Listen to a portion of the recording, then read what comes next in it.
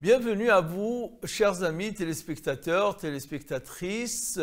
Nous allons parler aujourd'hui avec mon invité, que je vous présenterai très rapidement, de Malek Ben Nabi. Malek Ben Nabi, beaucoup de monde, nombreux sont ceux et celles qui depuis 30 ans, 40 ans parlent de lui, parlent de Malek Ben Nabi, mais on ne comprend pas toujours si ils veulent parler d'eux-mêmes à travers Malek Ben Nabi ou bien ils veulent présenter ce grand penseur qui est Malek Ben Nabi.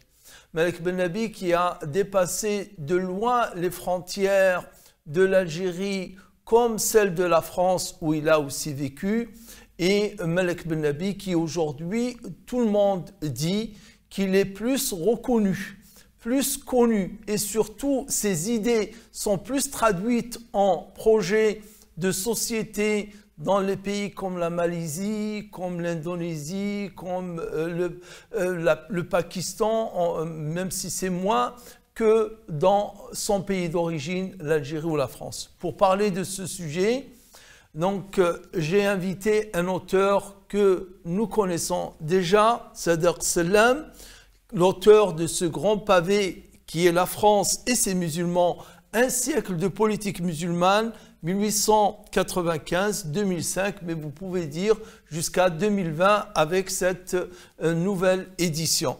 Donc sans plus tarder, je donne la parole à mon invité que je reçois avec plaisir, le professeur Sadr Selam.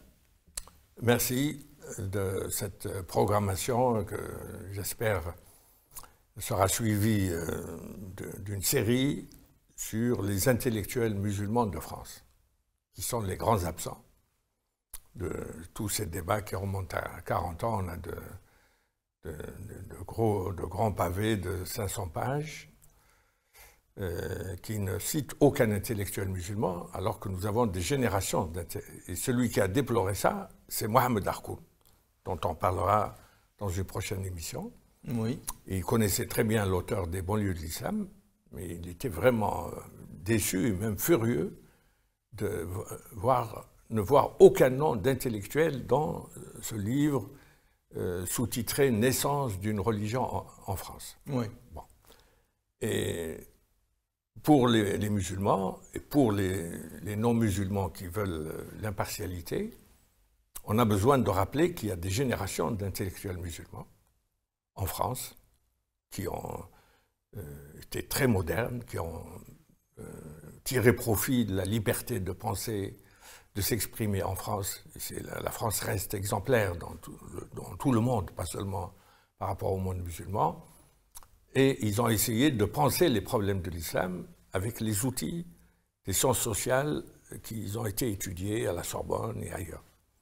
Et donc Malek Ben Nabi fait partie. Il arrive, si on veut les classer, en tête de cette catégorie-là. Et Ben Nabi, bon, on a publié de gros pavés sur des détails de sa vie qui desservent en fait Malek Ben Nabi, parce qu'il y a beaucoup de gens qui n'arrivent pas à s'élever au niveau de l'étude de ses grandes idées. Donc avant de parler de ses idées, justement, parlons de lui-même en tant que personne, Malek Ben Nabi. Sa vie se résume très rapidement.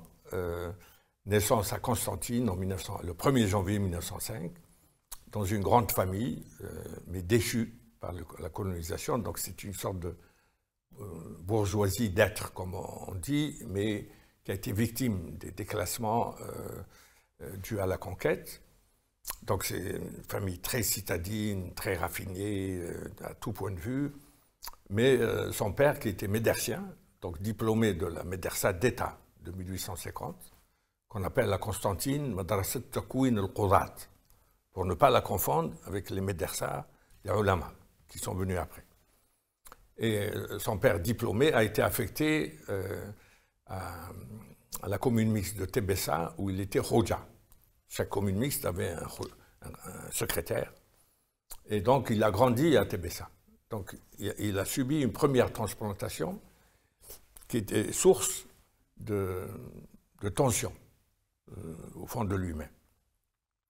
Donc, naissance en 1905, à Tébessa, c'était en quelle année pour lui? Il va vers 1910. Il fait l'école primaire à Tébessa. D'accord. Tébessa, à l'âge de 6 ans, il était à Tébessa.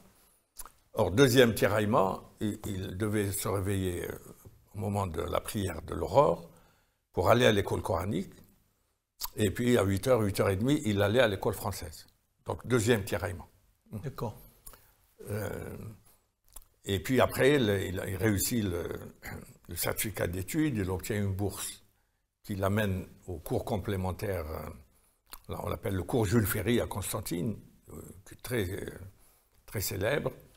Et donc au bout de la scolarité au cours complémentaire, il réussit l'entrée à la médersa d'État, où il passe ses 4 années. Ce qu'on appelait donc à l'époque la médersa, on est là avant la naissance des oulémas, c'est pas l'école des oulémas, la médersa d'État. Non, la France a ouvert en 1850 3 médersas avec M majuscule pour les distinguer des autres. Oui. À Tlemcen, à Constantine, et puis celle du centre était à Médéa, puis à Blida, et puis à Alger, qu'on appelle Sa'alibia, qui est vers Sidi Abdelrahman. D'accord. Et donc lui, c'était un programme très original. C'est ce qui manque le plus à l'islam en France. C'est un programme bilingue où on étudie le droit français, le droit musulman, la littérature française, le adab, etc. Et donc lui, il était très content de revenir à Constantine, dont il avait la nostalgie. Oui. Et puis les médersiens, ça constituait un groupe social qui voulait être distinct des lycéens, qui étaient accusés de déculturation. Parce qu'il y avait très peu d'arabes dans les lycées, le lycée d'Aumale à l'époque à Constantine. Et lui, dans le premier volume de ses mémoires d'un témoin du sexe, c'est quelque chose de très précieux. Il décrit avec une grande précision la vie sociale à Constantine à l'époque, les habitudes qui étaient en train de disparaître. Donc c'est toute une société qui cède sous la pression d'une modernisation qui lui paraissait discutable. Justement, sur ce point, professeur Sadr Selam, moi je me pose la question, je pense aussi nos téléspectateurs, c'est-à-dire sa formation pour avoir ce regard, pour avoir cette analyse minutieuse, très très détaillée de la société, du fonctionnement de la société, et comment il a acquis cette capacité? Il avait un sens de l'observation très très aigu, et une mémoire. Lui, il dit qu'il se souvient d'événements qui ont eu lieu quand il avait 2 ans et demi, 3 ans. Sa mère elle-même lui dit, normalement, tu t'en souviens pas. Bon. Et il avait une mémoire... et puis la mémoire familiale. Sa grand-mère, c'était sa première école, c'est dans les veillées nocturnes. Donc il a hérité de cette mémoire familiale. Absolument. Ça l'a enraciné encore plus. Et donc ça l'a amené à envisager l'histoire sur la longue durée. Ce n'est pas un politiste qui étudie les échéances électorales, etc. Non. Après, dans son livre, il remonte à la bataille de Siffin, qui pour lui est la première scission. On reviendra à ça tout à l'heure, parce que ça fait partie de sa pensée sur la civilisation en 3 étapes. Oui, alors, à la médersa, il faisait le minimum syndical pour passer à l'année suivante. Mais il s'est fait dispenser de l'épreuve d'éducation physique pour lire. Il y avait une très bonne bibliothèque. Il dit avoir lu Ibn Khaldoun, Mourouj al-Dhahab de Mas'oudi, Loti, Claude Farrer. Donc, il y avait une bibliothèque orientaliste qui l'a fasciné. Et les études, c'était pour faire plaisir à ses parents, c'est tout. Mais lui, il était enthousiasmé, et puis il avait des rêves d'aller en Afrique. d'aller à Tombouctou. Il a lu sur Tombouctou, il dit il faut y aller un jour. Et donc il sort de la médersa, sans doute, il est sorti en 1925, à 20 ans. Et il vient en France pour la première fois, en vacances. Et donc, il décrit moi, j'ai fait lire à Zahraoui le récit du premier séjour de Ben Nabi à Paris. Il me dit c'est un très grand spécialiste de l'immigration. Mais à partir de. Au même titre que Abdelmalek Sayad. Et Zahraoui aussi. Oui. Parce que oui. c'était très bref, aussi. Mais il va à l'essentiel. Ce que ressent l'immigré une fois dans la banlieue parisienne, dans les foyers, etc. Mais il a écrit ses souvenirs publiés en 1965. Il a revisité sa propre mémoire après avoir lu, avec une culture de sciences sociales. Ce n'était pas seulement les spontanés. Et c'est ce qui fait son originalité. Ses mémoires, c'est le résumé de sa pensée, c'est-à-dire toutes les étapes de sa vie, mais à travers les concepts qu'il a élaborés pour expliquer la crise dans laquelle il a grandi. Il s'est aperçu qu'il a grandi dans un monde en crise. C'est le monde colonial. Alors ensuite, il travaille peut-être 2 ans comme Adel, c'est un auxiliaire judiciaire, à Flou, bénévolement, parce qu'il n'avait pas atteint les 22 ans. Dans la législation coloniale, on n'est rémunéré qu'après 22 ans. Donc la majorité était à 21 ans, et on ajoutait 1 an de plus. Après, il est à Châteaudun-du-Rumel, donc pas loin de Constantine, où il se disputait avec le juge. Chez le Romelaïd, hein, en ce moment, oui. Oui. Et puis ensuite, il se sentait à l'étroit dans l'asphyxie du système colonial. Et puis là où il ne pouvait plus supporter, c'est après la célébration ostensible et provocatrice 1930, du centenaire de la colonisation. Il a dit, ce jour-là, je ne suis pas sorti. Il s'est enfermé dans sa chambre pour ne pas voir les caïds, les bacharas, les néouïs. Pour ne pas assister à ce spectacle affligeant, disons. Oui, mais on a fait défiler des soldats avec les tenues, les uniformes de Bugeaud, de l'armée de Bugeaud. Au lieu de faire oublier la défaite aux musulmans, c'est ce qui a donné un coup de fouet au mouvement nationaliste qui était embryonnaire à l'époque. Tout à fait. Et c'est aussi la raison de la naissance, dit-on, de l'association des oulémas algériens. C'est après les fastes de ce centenaire. Contrairement à ce que disent les politistes et Tariq Ramadan avec eux, ce n'est pas l'instigation de Hassan al-Banna. Ah, pas du tout. Oui, mais il y a de grands savants qui disent que les ulama, ce sont des disciples de Hassan al-Banna. Non, pas alors du que tout. Ben Badis a l'âge du père de Hassan al-Banna, avait l'âge. Et donc il décide de venir à Paris. À l'époque, le cursus traditionnel pour les médersiens, c'est de venir s'inscrire à l'école des langues orientales, et avec le diplôme des langues orientales, on s'inscrit à la faculté, soit de médecine, soit de droit pour être avocat. Le docteur Saadan, par exemple, est un médersien qui a pu être médecin après être passé par l'école des langues orientales. Parce que le diplôme d'un médersa n'était pas reconnu. D'accord. Bon. Donc lui, mais il arrive à Paris en septembre 1930 et il se retrouve dans le quartier latin où il a été à l'école normale supérieure, l'école polytechnique, l'école centrale, où il a lu les programmes. L'école des arts et métiers. Il était fasciné par... Et il a dit, non, il ne faut pas aller au Languedoc. On a un retard technologique, il faut être dans une de ces écoles. Donc il se retrouve la première fois à l'école centrale d'électronique, qu'on appelait à l'époque l'école des TSF, qui formait des techniciens supérieurs dans les transmissions. Et comme il était très bon en maths, son prof lui a dit il faut aller dans une école d'ingénieurs. Et il se retrouve à l'école supérieure de mécanique et électricité. Et là, il fait un ingénierat oui, surtout l'électricité. Oui, un ingénierat en électricité. Voilà. Mais dans le même temps, le hasard, dès le premier trimestre, il se retrouve à l'Union chrétienne des jeunes gens de Paris, qui est au 14 rue Trévis, dans le 9e arrondissement. Et il a été là-bas parce qu'il était attiré par le tarif du repas, qui était comme le tarif étudiant. Donc il s'inscrit et il se retrouve intégré à un groupe de peintres, de littéraires, d'étudiants en droit, et dans des débats mensuels.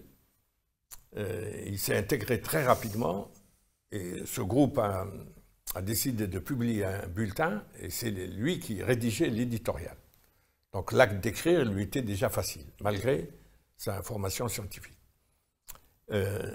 Et on a parlé des tensions qu'il a vécues entre Constantine Tebessa, l'école coranique, l'école française, oui, où il était brillant sujet, où il avait le prix de la propreté. À l'époque, il y avait le prix de la politesse, de la propreté. D'accord. Il est resté toute sa vie, quand il voyait un étudiant mal peigné, il lui fait la remarque. Il dit « Non, il faut arranger tes cheveux avant de venir ». Et il avait cette disposition à Tebessa, ce n'est pas à Paris qu'il avait. D'accord. Oui. Donc il a hérité d'un monde qui avait un sens esthétique. Lui, il dit, dans notre maison, une grande maison mauresque de Constantine, il y avait un piano. Et il décrit toute l'architecture intérieure qui était typiquement mauresque. Mauresque. Et comme il avait une grande sensibilité, une grande mémoire, donc sa première culture était marquée par ce sens esthétique. Et il a grandi dans un monde presque exclusivement féminin. Ses tantes, il était choyé par ses tantes, qui étaient des femmes de caractère. Et donc, quand il introduit... Donc à la rue Trévis, avec ce... Alors, la rue Trévis, il se retrouve mêlé à ces débats-là, et il dit, heureusement pour moi, la première année, je n'ai pas eu de contact avec les étudiants arabes du quartier latin. Et la fréquentation de la rue Trévis lui a permis de consolider sa culture religieuse, au moment où tous les étudiants arabes se désislamisaient au quartier latin. Et il a dit la culture religieuse, toutes les religions.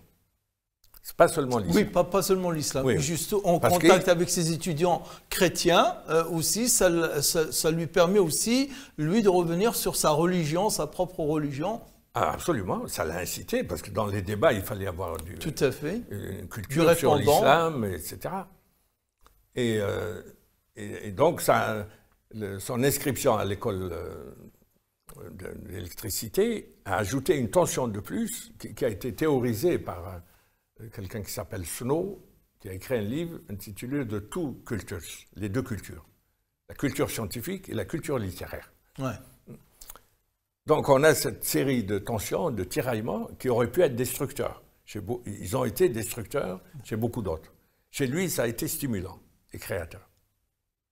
Et c'est à partir de là, alors il a été élu vraiment un raz-de-marée en 1931 à l'association des étudiants musulmans nord-africains, qui était à la rue Rollin, pas loin de la mosquée. La rue Rollin, par les escaliers, donne sur la rue Monge. C'est ce qui fait que l'AMNAF était invité à se réunir par Sekadour Ben Rabrit, malgré leur nationalisme affirmé. Ben Rabrit était accueillant pour eux. Et Ben Nabi, après avoir fait une première conférence, où il a choisi lui-même le thème « Pourquoi sommes-nous musulmans ?», et il a été élu président. Mais AGEMA. Non. C'est celle-là, pas celle-là. AMNAF. AMF. Oui, qui après la guerre, deuxième guerre, a été transférée au 115 boulevard Saint-Michel. Mais au début, elle était la rue Rollin. Mais il a cédé sa place à Hamoud Ibn Saïd, qui était son aîné à la Médersa, et qu'il a retrouvé à Paris. Or, Hamoud Ibn Saïd était inscrit pour une thèse sur la conscience morale chez le Razali, sous l'égide de Louis Massignon, mais qu'il a envoyé chez un des frères Fauconnet. Il y avait les deux frères Fauconnet qui dominaient la Sorbonne, et ils enseignaient ce qu'on appelait la sociologie morale. Et c'est par... ils faisaient les équations de dérivées partielles, etc., les matrices, mais le soir ou le week-end, il avait droit à un résumé des séminaires de la Sorbonne sur l'islam. Et il est resté reconnaissant à Hamoud Ibn Saïd de l'avoir branché sur les études islamiques. Et ce qui fait que en 1939, il avait de premiers manuscrits. Un des manuscrits, c'était le PA algérien, PA comme parti apolitique et social algérien, qui n'a jamais été publié à cause d'un désaccord. Le PAS, donc. PAS. Parce que lui, il était contre ce qu'il appelait la saturation politique. D'accord. Qu'il a déploré à la MNAF. Ouais. Il a dit, j'avais affaire à des gens qui étaient pressés de devenir avocat et puis d'aller... Là, vous dites en 39. Donc en 39, en 39 il écrit Malik Ben Nabi, il écrit le parti apolitique et social. Algérien. Donc, mais qu'on n'a pas. Il en parle longuement. D'accord. Et c'est à cause d'un désaccord avec le Cheikh Al-Arbi Tbessi, dont il était très proche. Tebessa, des fois, il le remplaçait au Nadi, parlait en arabe dialectal. Il a appris à s'adresser au peuple déjà à ce moment-là dans sa langue. Il a écrit aussi l'islam et le Japon en Asie. C'est un concours ouvert par l'ambassade japonaise. Et lui, il s'intéressait à l'ère Meiji, des années 1860. Oui, l'ère de la Renaissance. Oui, mais après, il comparait. Il dit la Nahda arabe a commencé avant, pourquoi elle n'a pas abouti? Oui. Et le Meiji a... Donc il y a eu toute cette période, c'était la maturation de ses idées. Et puis il lisait. C'est quelqu'un qui il lisait beaucoup. Il allait à la bibliothèque Sainte-Geneviève. Et puis on trouve, par exemple, ce livre qu'il a envoyé du Caire. L'afro-asiatisme. Oui. Quand il a quitté Paris, il l'a envoyé avec une dédicace à la Bibliothèque nationale et à la Bibliothèque de Sciences Po, avec l'hommage et la reconnaissance de l'auteur. Ça veut dire qu'il lisait là-bas. Et donc, il avait une très grande culture générale. Et au début, sa priorité, c'était de contribuer à rattraper le grand retard technologique du monde musulman. Après, il s'est aperçu que le retard technologique avait des raisons plus profondes. Et donc, de fil en aiguille, il se retrouve dans les études islamiques. Toutes matières confondues. Et il écrit son premier livre qui sera publié pendant la guerre mondiale. C'est le phénomène coranique. Donc, il choisit le titre phénomène, c'est-à-dire une phénoménologie de la révélation. Ce n'est pas des contenus de foi, ce n'est pas une prédication, mais il dit, pour un profane, il faut lui expliquer. Voilà un livre qui s'appelle le Coran, et Mohammed dit avoir reçu cette révélation. Alors Mohammed avait-il raison, ou était-il un imposteur, il s'est fait passer pour un autre, ou bien s'est-il fait illusion à lui-même? Donc tout le livre est une réponse à ces deux questions. Oui, les thèses qui étaient à l'époque, qui dominaient l'islamologie. Oui, même au Collège de France. Un prof du Collège de France a écrit un livre pour dire que Mahomet était épileptique. Oui. Alors Ben Nabi a consulté les médecins, ils lui ont dit l'épileptique ne se souvient de rien du tout de ce qui lui arrive pendant sa crise d'épilepsie. Or, Mohammed, dès qu'il revient à lui, il dit « Je vous dis ce que j'ai entendu ». Tout à fait. Il faut trouver autre chose. À ce propos, peut-être une parenthèse en parlant de ça, Hicham Jaïd réserve tout un tome. Il a une biographie sur le prophète Mohammed en 3 tomes. Et le premier, qui est le moins volumineux des 3, le moins volumineux, je crois qu'à peu près 150 pages, les autres 300. Et rien pour répondre à cette question, justement, qui est importante pour ceux qui... Les orientalistes, même de bonne foi, ne se rendent pas compte du caractère blessant de cette affirmation. Par exemple, les traducteurs du Coran, c'est très bon. Ils mettent Mahomet comme auteur. Oui. C'est un parti pris. Absolument. A priori. Absolument. Sauf un seul, c'est le docteur Mardrus, qui a eu une subvention du ministère de l'Instruction en 1925, qui a traduit en disant Tout à fait. Il Coran. insiste, je l'ai lu, j'ai fait une émission sur ça, il insiste en plus sur le fait que non, dire cela, que c'est vraiment faux et que c'est aussi, il le dit, blessant de dire, d'attribuer ce Coran au prophète Mohammed. Donc Ben-Nabi, il a écrit étudié le phénomène coranique. Il dit, parce qu'il avait affaire à des voisins à Dreux, parce qu'après il s'est installé à Dreux, des amis musulmans, les anciens de la rue Trévise qui venaient le voir à Dreux. Ils étaient très attachés à lui. Donc dans ces discussions, il a serré les arguments pour expliquer à quelqu'un de bonne foi que le prophète n'est qu'un transmetteur, comme le fait Merad dans cette introduction à une réédition de Kazimierski, où il insiste lourdement sur le côté de messager fidèle du prophète, que c'est la parole de Dieu. Or, Ben-Nabi, il invoque toutes sortes d'arguments, c'est pour ça que ce livre est réédité. Lui, il le considérait comme son livre le plus important. Parce que c'est le phénomène coranique. Oui, il me l'a dit. Un des arguments, parce que maintenant on parle beaucoup de I'jaz au Coran, les volcans dans le Coran, etc. Oui. Lui, non, il a des arguments très pluridisciplinaires, mais l'un des plus inoubliables, c'est la comparaison Bible-Coran, et notamment la sourate 12 de Joseph, avec le récit, coranique de la Genèse. Oui. Bon. Et donc il dit, dans la Genèse, on parle de Putiphar. Putiphar, c'est le personnage qui a recueilli Joseph quand ses demi-frères l'ont jeté au fond du puits. Et le Coran parle de l'Aziz. L'Aziz. Ya ayyul azizou, mra'atul aziz, etc. Oui. Ben-Nabi, dans ses lectures, il a dit, dans la langue égyptienne ancienne, l'Aziz, c'est la traduction du sens étymologique du mot Putiphar, qui est de l'ancien égyptien. Donc le Coran a arabisé totalement le récit, y compris le prénom. Question, est-ce que Mohammed bin Abdullah connaissait l'égyptien ancien? Oui. Tout le monde sait que non. Non, oui, absolument. Et voilà. Et lui, il a multiplié des exemples comme ça, très pointus.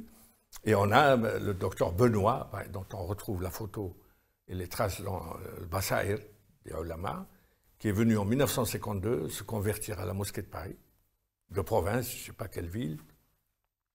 Et l'imam, bon, après l'avoir complimenté, il lui a dit « Comment vous êtes venu à l'islam ?» Il dit « C'est après avoir lu un livre dont je ne connais pas l'auteur, c'est notre frère Malik Ben-Nabi.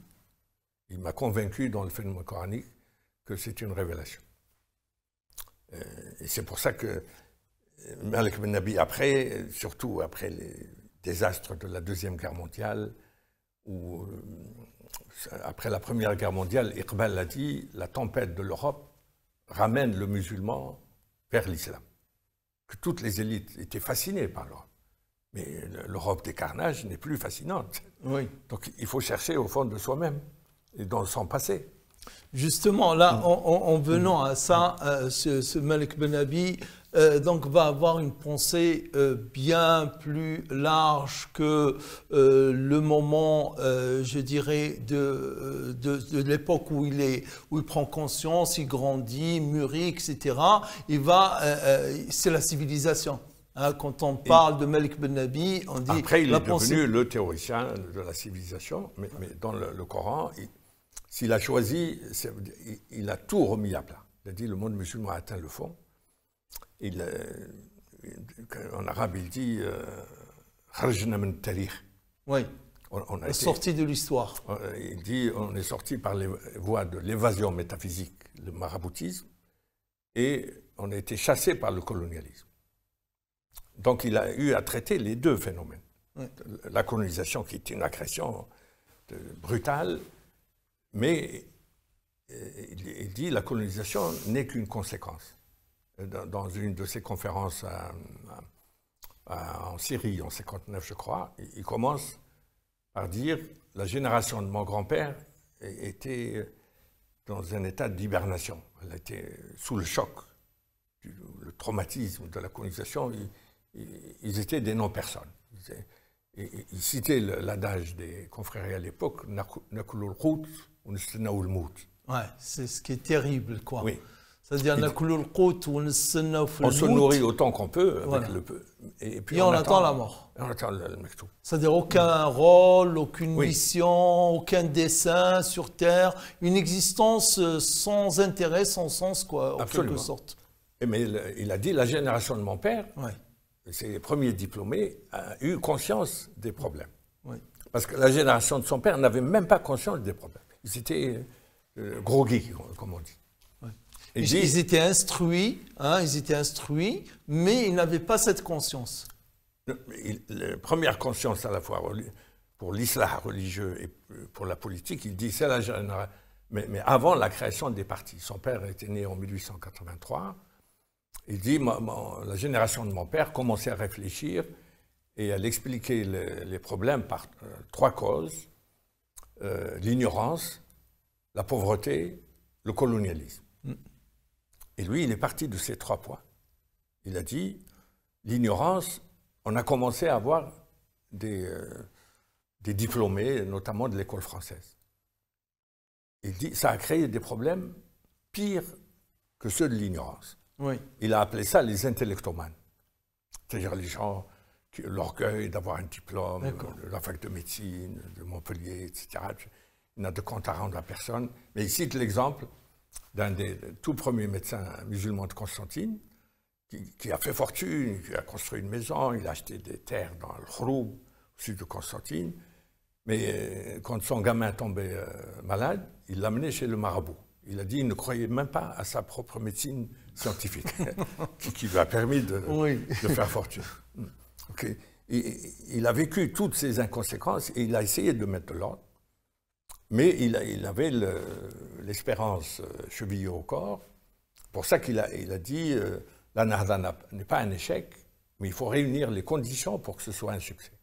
D'où son premier grand livre, Les conditions de la Renaissance. Les conditions de la Renaissance. Pour Malik Ben Nabi, justement, ces conditions de la Renaissance, puisque nous sommes toujours dans cette ère de la Renaissance qui ne vient toujours pas, non? Elle est venue sous une autre forme, mais dans le chaos total, le désordre. Mais ce n'est pas la Renaissance à laquelle aspirait Malik Ben Nabi. Non. Non, pas celle-là. Parce qu'après, il y a une accélération de l'histoire, la décolonisation, la guerre de libération, l'arrivée au pouvoir de gens qui ne méritent pas de gouverner, etc.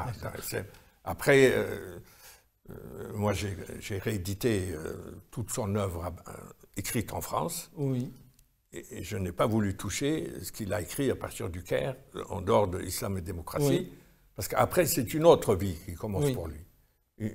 Ici, il avait une certaine plénitude, une liberté, malgré le système colonial, une liberté de penser, d'écrire, de s'exprimer, de faire des conférences et de publier un livre qui n'a pas d'équivalent de ces vocations de l'islam que j'ai réédité avec les conditions de la Renaissance en un seul volume.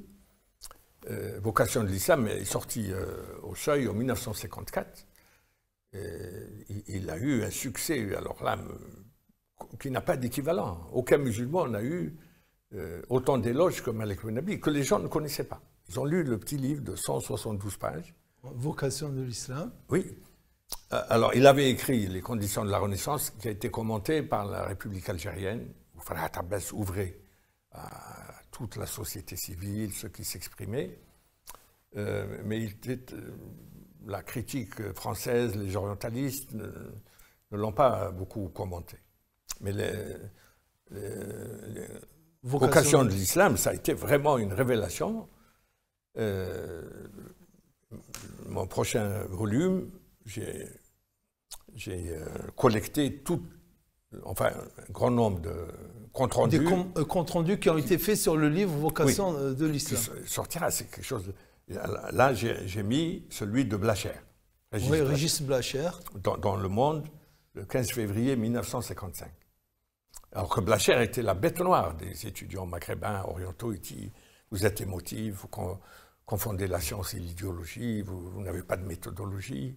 Mais là, il s'est incliné devant qui ne connaissait pas. Nabi, Il venait, il allait voir Massignon de temps en temps au Collège de France, en 1948, mais les autres ne le connaissaient pas. J'ai eu Ballandier qui a fait un très bon compte-rendu dans les cahiers internationaux de sociologie. Il m'a dit, moi je ne connaissais pas Ben Nabi. Il dit le seuil, il m'a envoyé un paquet, j'ai ouvert, j'ai lu, j'ai rendu compte.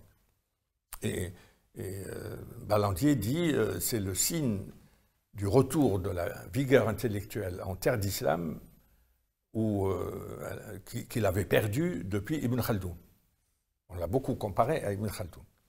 Or, Blacher écrit « Dans Vocation de l'islam de Malik Ben Nabi, nous avons le bonheur de trouver à 20 ans de distance une projection dans le réel des idées du Manar, de Rachid Rida et Abdou. Son livre très attachant reprend sur bien des points les théories de Mohamed Abdou et de Rachid Rida. Même confiance absolue dans le Coran, considéré comme un guide, même condamnation du conformisme religieux, même assurance que l'islam actuel se régénérera par un retour à sa pureté primitive, même condamnation de la civilisation occidentale, matérialiste et génératrice de corruption par le colonialisme, même anathème lancé contre les musulmans modernistes, capables seulement d'emprunter à l'Europe ses modes de vie extérieurs sans pour autant pénétrer jusqu'à son génie. Pourtant, Ben Nabi sait se libérer dans une appréciable mesure des deux réformateurs égyptiens. Il sent combien tous deux restent assujettis au passé. Le rajeunissement externe, tajdid, consécutif dans le monde musulman moderne à l'œuvre du Cheikh Abdou, fut essentiellement un renouvellement littéraire qui n'empêcha pas le maintien de la pensée musulmane dans la soumission aux règles d'un traditionnalisme étouffant. Il faut donc aller au-delà, ce qui au demeurant est encore se conformer aux enseignements essentiels du Coran. Il ne s'agit d'ailleurs pas d'apprendre à un peuple des mots et des slogans, mais des méthodes et des techniques.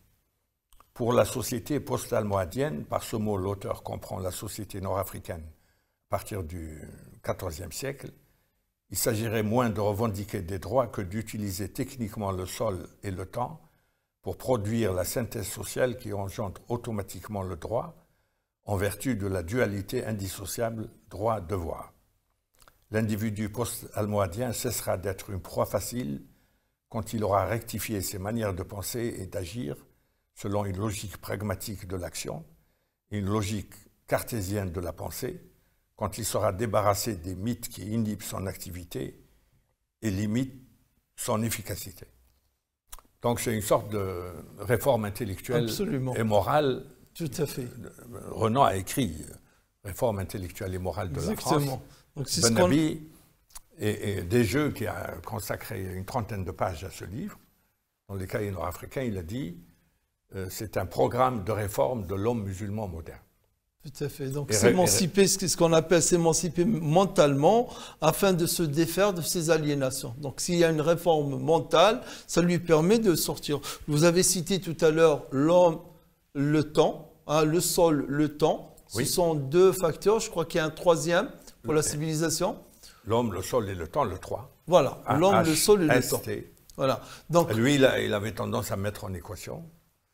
Et il a ce graphique-là sur le trapèze de la civilisation qui monte quand elle est marquée par la foi. Oui. Et puis, se stabilise.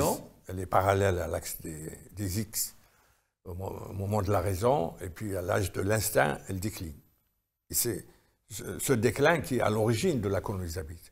Donc il a élargi, lui, son livre de 1949 s'intitulait « Les conditions de la Renaissance algérienne ». Après, il a retiré algérienne, il a mis en sous-titre « Problème d'une civilisation ». Ce n'est pas seulement l'Algérie, il a dit le problème de Jakarta ou de l'Égypte, etc. C'est le même problème d'une société avec quelques variantes mineures. Et donc il faut étudier la naissance, le développement et le déclin, et éventuellement la mort des civilisations. C'est ce qui amène beaucoup de gens à le comparer à Toynbee. Toynbee a étudié 22... Mais Ben Nabi, dans la première édition des Conditions de la Renaissance, ne cite pas Toynbee. Il ne le connaissait pas. Mais les beaux esprits se rencontrent. Mais voilà, donc... Quand il a été en Égypte, tout le monde était ceux qui rentraient d'Angleterre... Et donc il a ajouté un ou deux chapitres où il cite Toynbee. Parce qu'il y a ce complexe chez les musulmans, pas seulement les orientaux. Il faut s'abriter derrière un grand penseur occidental, sinon on reste inconnu. De même pour la colonisabilité par rapport à Étienne de la Boétie sur la servitude volontaire aussi. Donc c'est son analyse à lui, Malik Ben Nabi, mais qui se rapproche un peu de l'analyse de Étienne de la Boétie qui parle de la servitude. Sans l'avoir lu. Lui, je pense qu'il a lu un rapport d'un ambassadeur envoyé par Isabelle la catholique au Maroc. Marrakech, on disait à l'époque. Oui. Dans son premier rapport, au bout de quelques mois, il lui a dit « Tout se passe ici comme si la Providence préparait la voie aux troupes de Sa Majesté. » C'est-à-dire que le déclin, la décomposition est telle que occuper ce pays, ça va être une promenade militaire. Et donc ça, c'était après la chute de Grenade, donc, début du XVIe siècle. Et il a dit, il ne faut pas se faire... Et ce qui est intéressant, c'est qu'après ce livre, après le phénomène coranique, il a annoncé le titre sur les traces de la pensée scientifique musulmane. Il a étudié les mathématiciens, Ibn al-Haytham, l'optique, Avicenne et tout. Après, il a renoncé à le publier. Il dit... Ce serait de l'apologie qui nous plonge dans une nostalgie. Parce que lui, son souci, c'était c'est-à-dire c'est de revivre, c'est-à-dire c'est que l'homme musulman retrouve cette pensée qui soit une pensée féconde et aussi qui lui redonne. Moi, j'aimerais bien que vous nous expliquiez ce concept de mini Habens, ou je ne sais pas, petit en tout. Il dit c'est cette maladie, quelque sorte, qui a de l'intérieur rongé l'homme musulman qui devient un peu petit en tout. Il ne fait jamais les choses de façon... Oui, il a dit, on a une équation qui est l'imposture coloniale, un homme multiplié par le coefficient colonisateur égale un indigène. Et on devient petit quand on intériorise, on accepte sa condition d'indigène. D'où son programme, c'est une auto-désindigénisation. Lui, il a une démarche presque psychanalytique. Et toute son œuvre sur plusieurs livres, on peut le dire que c'est un commentaire prolongé d'un verset du Coran, Inna Allah la yughayyiru ma biqawmin hatta yughayyiru ma bi anfusihim. Donc c'est le changement par un tajaddud qui vient de l'intérieur. Et c'est ce qui l'a amené à ne pas jeter par-dessus bord le religieux. Dit, nous avons été dépossédés de tout, il nous reste la foi qui peut être le point de départ d'une régénération. C'est ce qui lui est reproché par les marxistes de l'époque, qui l'ont vraiment très violent, surtout quand il a dit la philosophie marxiste de l'histoire est intéressante en soi, mais elle est inopérante pour expliquer le monde musulman. Il faut voir autre chose. D'ailleurs, par la suite, on a eu des marxistes qui l'ont rejoint, qui disent pour étudier les sociétés musulmanes, il faut un ijtihad local. Il ne faut pas plaquer des théories importées, même qui étaient à la mode, très brillantes. Et donc lui, il était pour la mobilisation de toutes les ressources internes et locales. D'ailleurs, il dit ce qui compte, Dieu sait s'il était au courant des intrigues de Foreign Office en Orient, il a tout lu. Mais il dit, ce n'est pas ces intrigues extérieures qui comptent, c'est le dynamisme interne de l'islam qu'il faut canaliser. C'est pour ça que, quand il reparle des trois causes invoquées par son père a joué un grand rôle, sa mère aussi, sur le plan affectif.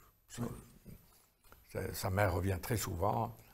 Il dit la pauvreté, l'ignorance et le colonialisme. Et il a dit, nous avons une bourgeoisie locale, qu'est-ce qu'elle a fait de sa fortune? D'accord. Oui. Nous avons des diplômés aussi. Des diplômés, ça donne les intellectuels qui font de la politique. Voilà. Il dit, la pire des choses, c'est que c'est des intellectomanes qui méprisent le peuple, qui viennent lui servir des mythes, des discours creux. Donc il restait le troisième facteur, la colonisation. Lui, il a inversé. Il n'y a de colonisation que parce qu'il y avait de la colonisabilité. Oui, mais les polémistes à l'époque Parce que ça heurte un peu l'apologétique nationaliste. Eh oui. Quelqu'un comme Sahli, qui était son ami, Oui. n'a pas admis cette idée. Il a même dit que ça fournit l'alibi au colonialisme. Mais alors que dans le chapitre précédent, il compare le colonialisme au nazisme. Il a été très sévère sur le colonialisme. Absolument. Mais il a dit, et puis il critiquait les gens qui réclamaient les droits, il a dit, ils sont dans la situation du prisonnier qui attend que le geôlier lui donne la clé de la prison. Il dit, aucun geôlier bien constitué ne faut rien. Donc, il faut trouver le moyen. Rendre la clé. Il faut ou bien creuser un trou, ou bien lui arracher, mais... Voilà. Mais jamais attendre qu'il vienne et qu'il remette la clé. Donc lui, il a dit, il faut partir de... Il a la notion de richesse permanente. D'accord. Richesse permanente que le colonialisme ne peut pas supprimer, sauf s'il extermine les colonisés. En tout cas, ceux qui sont de bonne foi et qui sont intelligents, je dis bien, et qui lisent Malik Ben Nabi avec intelligence, comprennent bien que le concept de colonisabilité, comme il est dit, il démystifie et condamne la colonisation, tout en invitant le colonisé lui-même à se libérer, à se défaire de cette victimisation et de se dire le colonialisme, qu'est-ce que tu fais toi en tant que colonisé pour te libérer, hein, cette auto-indigénisation dont tu parlais tout à l'heure, désindigénisation. Oui. Et donc lui, comme je disais tout à l'heure, il a renoncé à l'apologie de la... C'est pour ça qu'il était contre le livre de Sigrid Hung.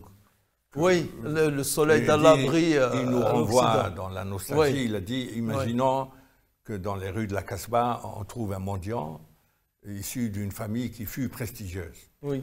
Et alors lui, il demande de quoi acheter sa pitance du soir. Oui. Au lieu de lui donner à manger, on lui raconte la grandeur de son ancêtre. Oui. Il dit, ça le met dans un état second pendant une demi-heure, puis après, il retrouve sa misère. Tout à fait. Oui. Tout à fait. Mais lui, après, il a écrit un roman religieux qui s'appelait Le Beïk. Le Beïk, oui. Oui. Et qui était dans la continuation du phénomène coranique. Parce que le phénomène coranique se termine par un parallèle entre l'interdiction progressive du vin dans le Coran et l'échec de la prohibition américaine. Oui. Elle dit que l'État américain était le plus puissant avec toutes ses polices, ses contrôles. Il a échoué dans sa tentative de prohibition. Abdelmajid Turki, dans un de ses articles très savants sur le droit, il a cité ce passage de Ben Nabi. Il a dit quand il y a un impératif supérieur, l'interdit est suivi. Mais avec toutes les forces de contrôle, de surveillance aux États-Unis. Donc il a illustré ça par le roman, Le Beïk, le pèlerinage des pauvres. Il a romancé une histoire vraie, où un alcoolique, je crois d'Annaba ou de Constantine, qui battait sa femme, qui vendait du charbon à ce moment-là, et un jour il se réveille avec le souvenir d'un songe qui ne le quittait pas.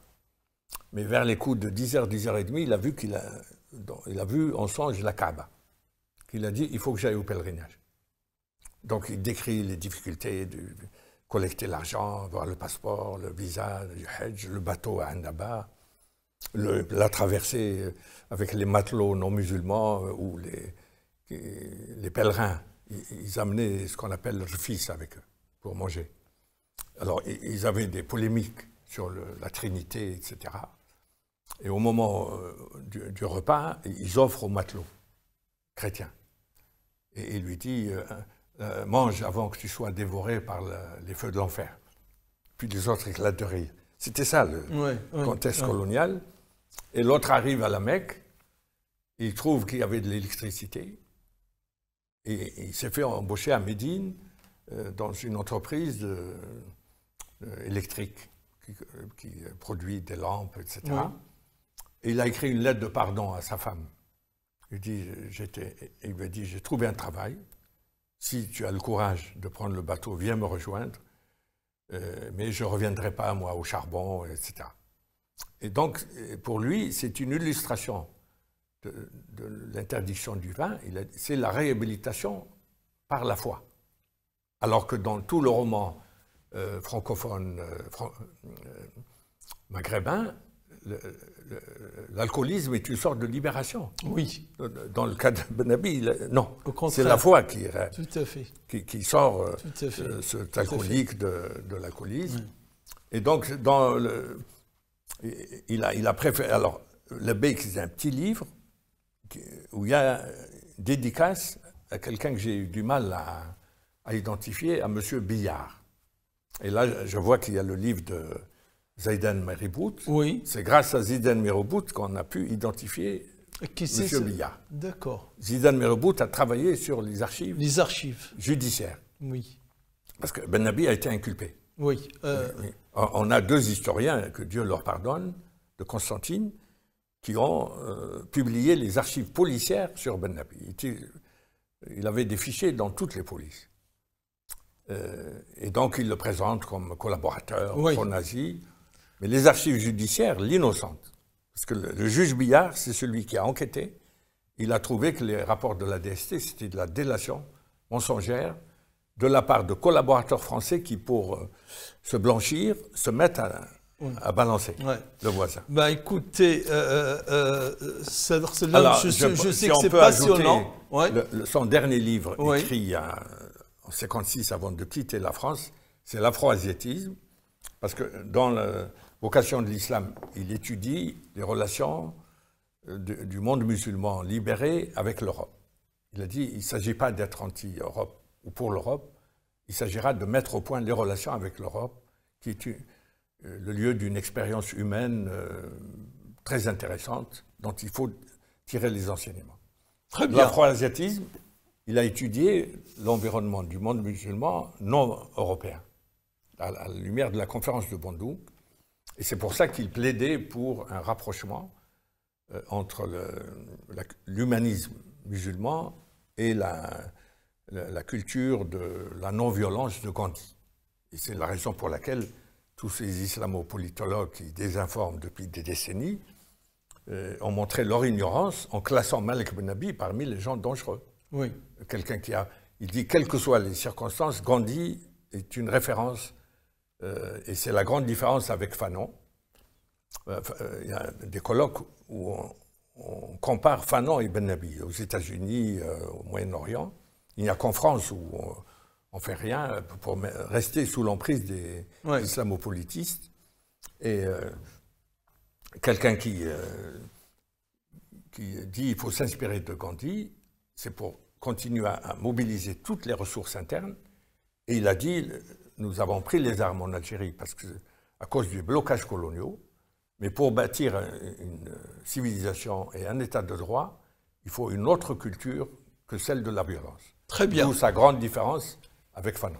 Très très bien, je vous remercie beaucoup, énormément, Cédar Selam. En plus, ça termine bien donc cette dernière parole de le contexte colonial de la libération. Bien entendu, la violence s'imposait, quoique même cette violence-là, ce n'est pas elle qui a abouti à la libération de l'Algérie, mais c'est plutôt les accords d'Évian, c'est une négociation âpre, etc., la médiatisation, etc. Donc il y a tellement de choses à dire sur Malik Benabi, donc il reste aussi un des théoriciens de la Renaissance, non pas par la violence, aucunement, mais par plutôt la libération de soi et aussi une action non violente mais intelligente. Par les moyens de l'intelligence au sens français et non pas au sens anglais du mot. Voilà, très très bien.